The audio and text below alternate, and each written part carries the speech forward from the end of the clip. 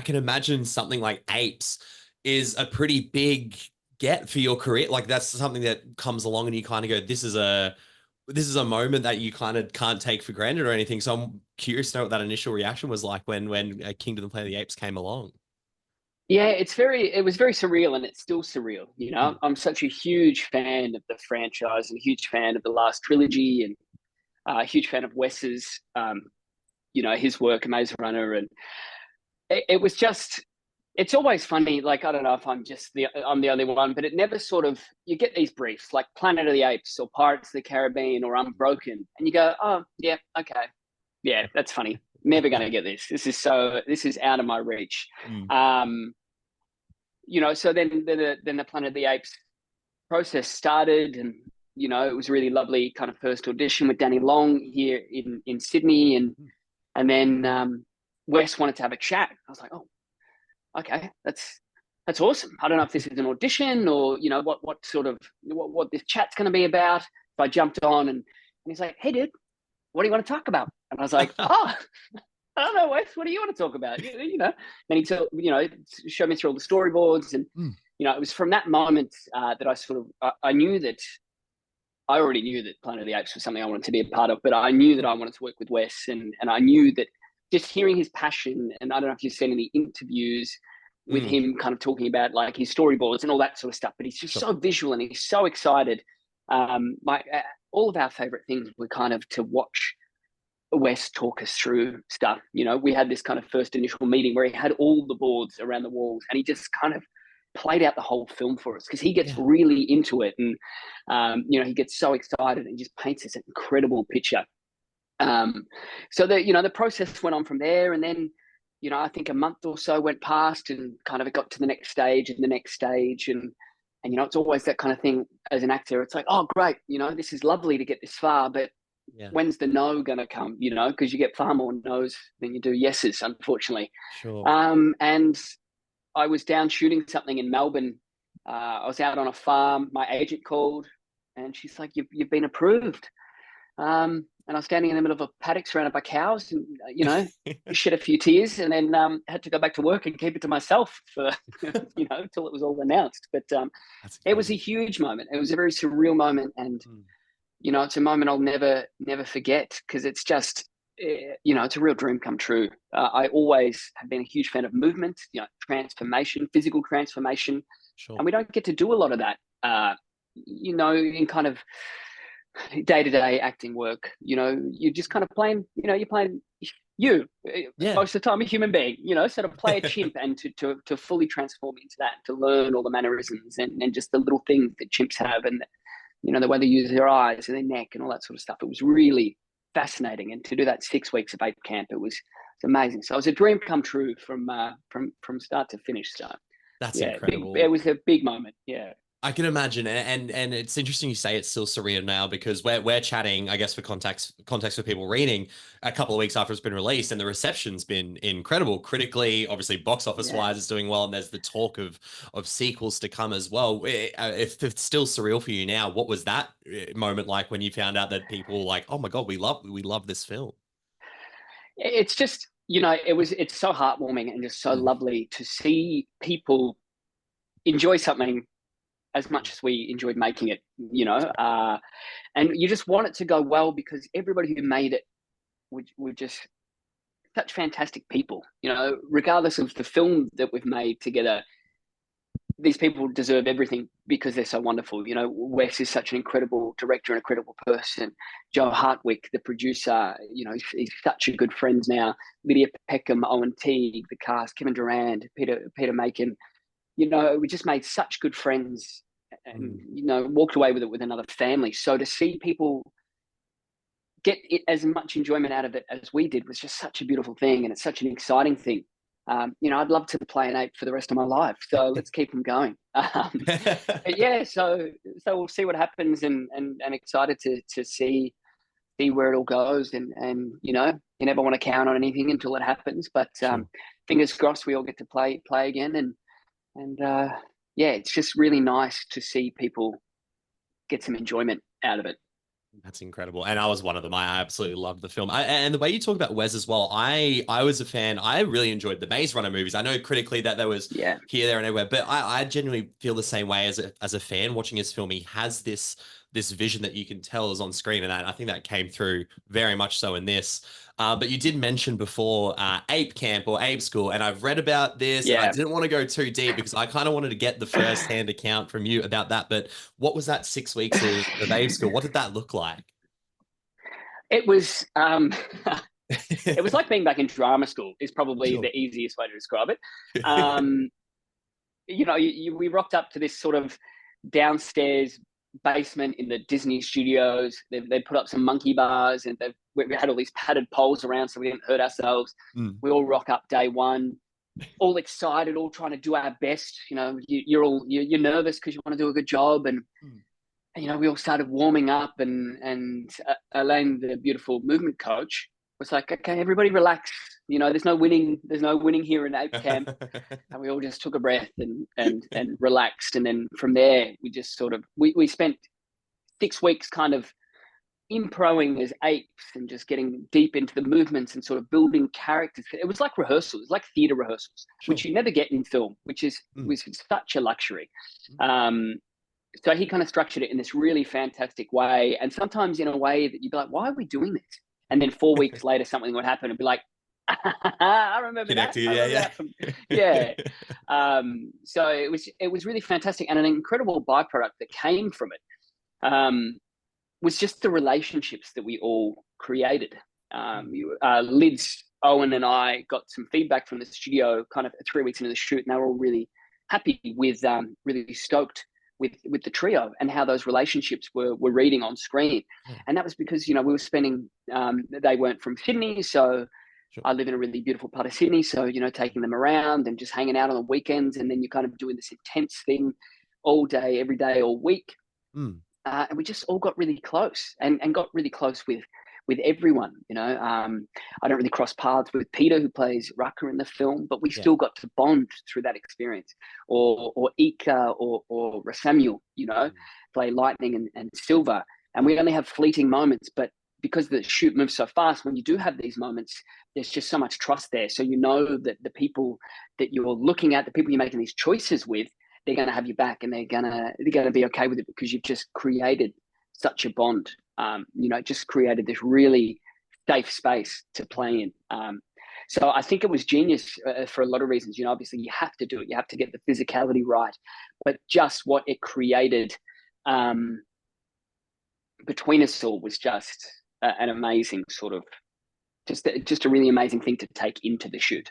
It's so interesting you say that because it was genuinely actually one of my questions about what that relationship and what that trust looks like between the actors because I'm sure acting at its most and sort of at its sort of most vulnerable core is a very vulnerable thing to do to sort of open yourself up like that. But then you add these very unhuman like movements and voices and the thing I noticed especially in this film is the eyes and the mouth movements and how much emotion has to come through that which I'm assuming is doesn't feel natural. So you're all in that same sort of boat of trying this new thing together. So how important that, I mean, it sounds like it was incredibly important that trust between each other to go, this may not look right immediately, but when we see that finished product, we are all, in no other way of being like over the top apes together strong sort of thing, right? Like that's Absolutely, apes together strong. It's the best way to describe it, and that's what Ape Camp really did. Mm, Uh, I think what pushed drove a lot of us in Ape Camp, Ape School, is just that we all felt like complete idiots together to begin with, yeah. but you could see everybody bounce back and to keep trying and put 150% in. So everybody really lifted each other up and sort of really sort of through that discomfort Mm, helped each other grow and helped each other find, our characters and find where we needed to sit because it's a really tricky thing, kind of finding where these apes' voices sit 300 years later. Like, are they yeah. still, they still talking the same as in those movies? What develops, what changes in 300 years? The biology stays the same, but what is the thought to being able to vocalize? How fast is that? How fluent these apes, speak? So that was we spent a lot of time playing around with that. And that was kind of trial and error and just mucking around and then seeing where it sort of landed, which Wes is so trusting with. He kind of come in and watch sort of some of it. And he's like, you guys got it. You work it out. And then he'd go off and do all these other really important stuff. But yeah, that trust that we developed is so important because motion capture is such an interesting thing. I kind of find it sort of some of the most acting I've ever done. It's just it's imagination a lot of the time. It's just Sure. acting, and all you've got is sometimes, something drilled to the floor, like a pole that's supposed to be a tree or a ramp. And you've got these other people's eyes and, you're getting everything you need from these other actors' eyes. And luckily, the cast is so incredible. So it was sort of easy, it was easy to bring these imaginary scenes alive just by feeding off and having each other's backs and just being there for each other. So the trust, it was so important. And we always tried to lift each other up and support each other in that way. Cause it was a tricky thing and just kind of practice, just getting used to it. But we were so supported by Wes and by Weta, they'd towards the end of ape school, we'd get in the studio and we'd be in the mocap because a lot of us hadn't done motion capture before, so they were sort of live, putting us up on the screen with an ape. It's not really our it's just kind of like an ape puppet, but we could see where the body sits, see how hand movements, how head movements were working. Wow. And then we had a couple of sessions with Andy Serkis, the greatest of all time, mentoring us in these moments. And he's just such a master of, the physicality of being an ape, of the acting portion of it, but the technicality as well. So he could be there and be like, okay, Trav, maybe lower yourself a little bit, shoulders a bit more. And then, he could go to Weta and be like, okay, change his elbows a little bit. So it's a real blend of technology and sort of what we were bringing to it. So it was a fascinating process, and we're really well supported across the board throughout the whole time. And it's interesting because it's obviously just one layer of it all, because the visual aspect, the scenery, the actual animation of the apes is incredible. But then you have this incredibly personal, or basically very human story at its core. So I'm curious to know, in your process of coming up with Anaya's backstory and sort of who this character was to you, how much did you feel like you had figured out before Ape Camp? And then after that, how much more did that help facilitate all those little nuances you wanted to bring to the character of Anaya? Yeah, no, it's a great question. And it was such a fantastically organic process. Once we got into Ape Camp, as I said, it felt like rehearsals, which you don't usually get on film. Yeah. You just rock up day one and you go, hey, here's your other actor. Nice to meet you. Let's get straight into the scenes. So when we got into it, I think I understood who Anaya was. It was really, I found the briefs really clear, what the casting agents send out for you to audition with. Sure.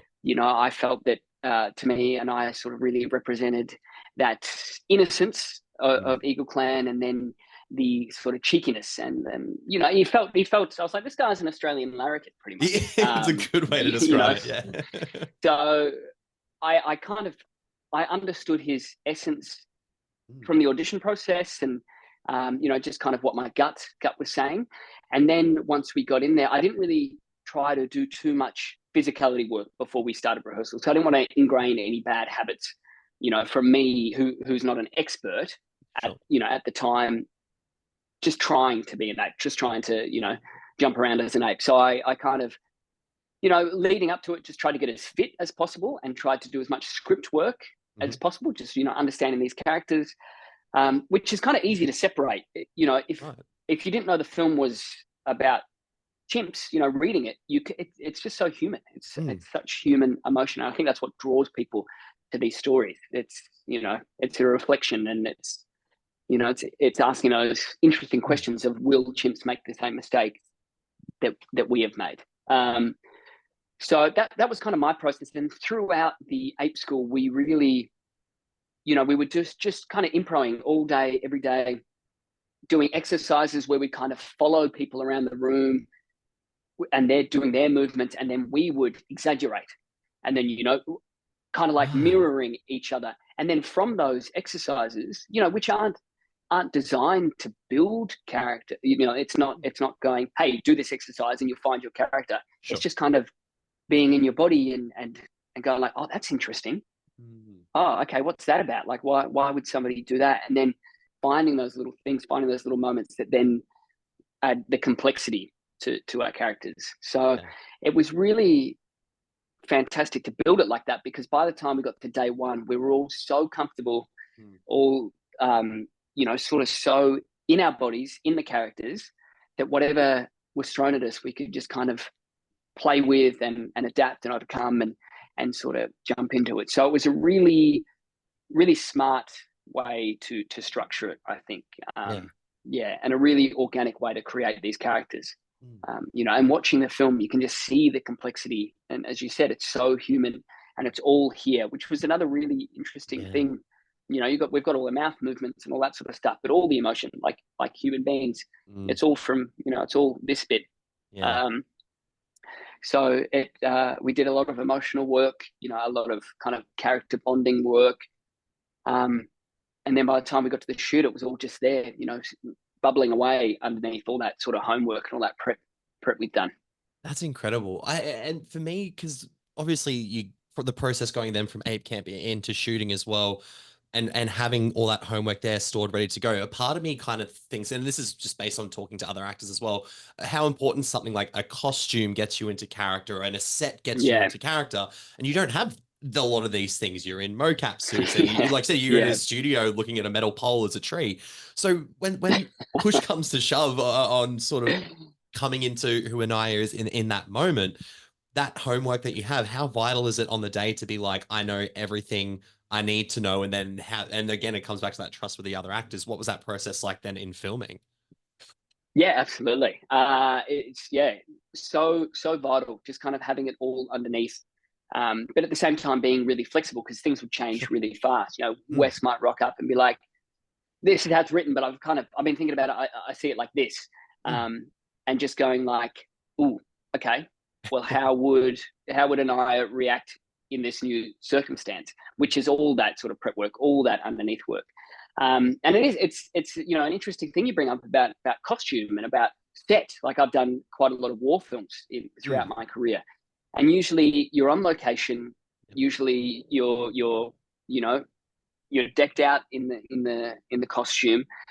It's and that all really feeds you. That really helps with the performance, because it's taking you one step closer to reality. You're helping you suspend your disbelief and just kind of fitting in it. Sure. But with this, I guess our physicality was almost our costume. We would warm up in the morning, and by the end of the warm up, you're a couple of feet shorter because you're an ape now, and you just kind of know how it feels to be your chimp. And Anaya's got a certain way that he holds his body, his hands, and his head, and his mouth. And once you're sort of in there, that almost becomes the in. Mm. And the chimp noises as well. We all got very good at making some chimp noises. So our warm ups would be a lot of that, just kind of like we just stop being human and start chimping it up. Yeah, so that was a big part of it. The physicality almost became like a skin, Yeah. and into the character.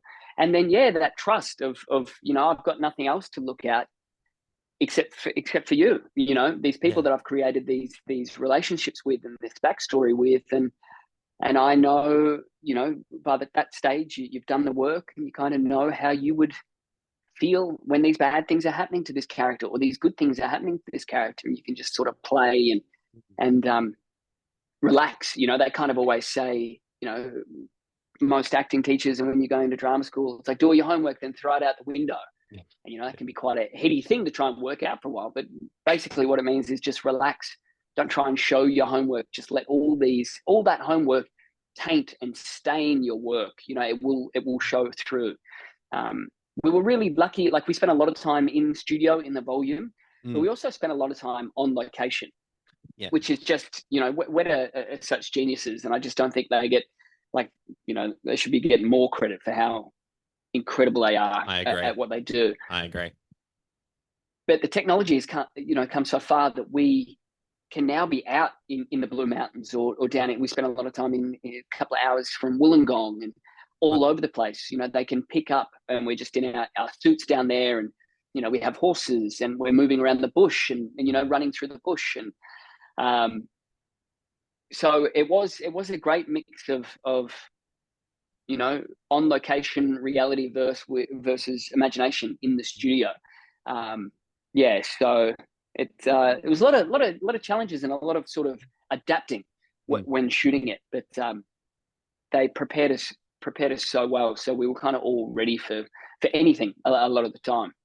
That's incredible. As someone who, as I don't know if you can tell, big movie fan, like hearing about this Yeah, sort of thing, noticed. it's just so fascinating to me. And and to see if this is what we're able to do now, if these more apes films Yeah. comes, what they can look like in 5 and 10 years is just going to be astronomical. I think that's so exciting. Oh no, it's amazing. It's incredible. Like I rewatched the trilogy leading up to it. Sure, I'm like, yeah. these still hold up. These are Oh, so they're incredible. amazing. And then you watch Kingdom, and you go, wow, okay, yeah, That's just the next they've step, bumped it up right? again. Yeah, It's yeah. incredible.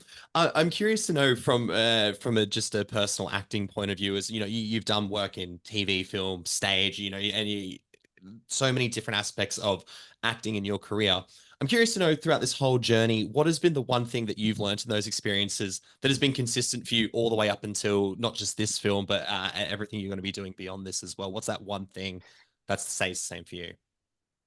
Yeah, I think, there's always a couple of things. One thing that stayed consistent, since going to drama school Mm, and until now, is that you have to do the work. You have to work hard. You have to be prepared. You have to put that work in, so you can deal with anything that's been thrown at you. mm, Film, theater, TV, it's just a roller coaster, and you mm, have to be flexible. You have to adapt, and you have to overcome and work out how to navigate mm. these challenges with the amazing team that you're working with. It's a real collaboration.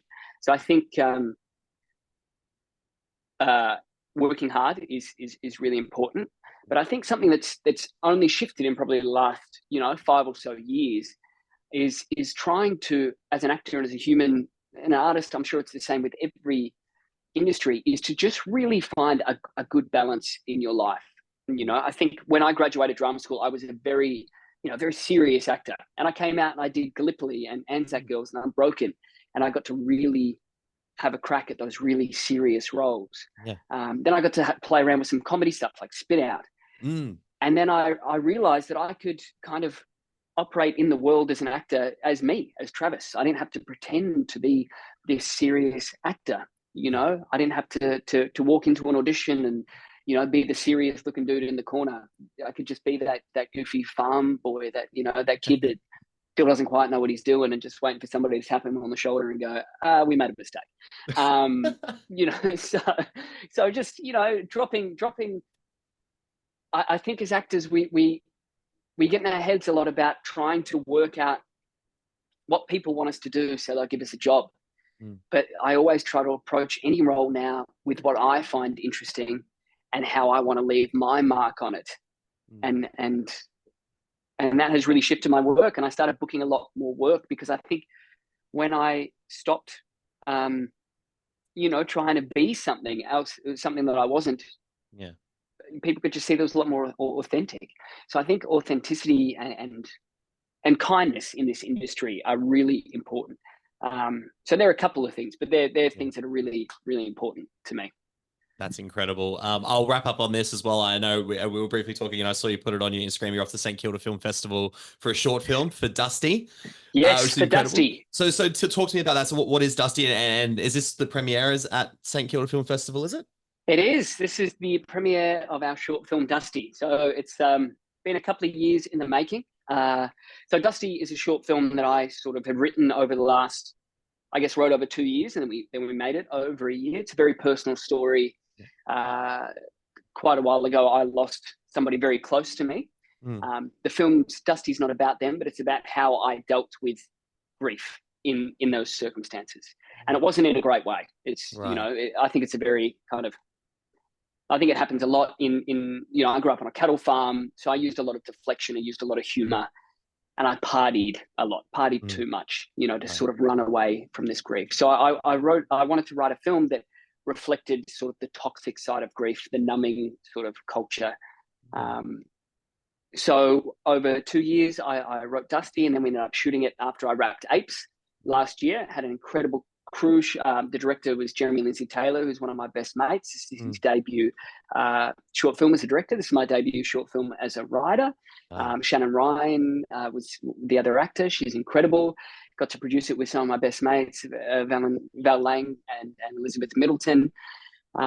Kate Cornish shot it. So we were just so lucky this whole way through. And it's just been such an incredible process and such an incredible learning experience as well. I think I've learned more in the last couple of years from writing than I have for as long as I can remember about acting. Just really understanding story, really understanding structure, but also understanding that it's such a collaboration. I think as actors, we can sometimes feel like all the pressure's on us because we're standing in front of the camera, we're standing on the stage, and it's a high pressure job. But knowing that there's, a DOP that's creating magic to make it all look good. There's an incredible, lighting team. There's an incredible sound team. There's an incredible director, all helping you. So Dusty has really taught me more. I've always been a big fan of collaboration, but just how important that is, and just how magical it is to bring a team together and create something you all care about. So it was really just a really fantastic experience, and I'm so proud of the film, and I'm really proud of everybody's beautiful work. And it's a very personal film, so I'm a little bit terrified to see it next I can Friday night with imagine. everyone. Sure. Yeah. But I'm really proud of it. Really proud of what we've done and what the whole team's done, and we've just been so lucky. So it's going to be really incredible to sit in a room full of people we don't know and watch it for the first time with an audience that have no idea what it's about. Yeah. That's incredible. Oh, I'm fascinated to see it myself, and I really hope that goes well for you. But like Travis, I really, really appreciate you taking the time, man. This has been a really fun, fascinating chat. Like I said, I'm a big fan of the film. I'm a big fan of the franchise. I'm excited to see where it goes, but I'm excited to see what happens next with you as well, man. Like I genuinely think you're a great actor. You seem like an Thank you. incredibly great guy, and I hope we get to talk again for more projects in the future, man. I really appreciate you taking the time. Absolutely. No, thank you for making the time to chat, and anytime.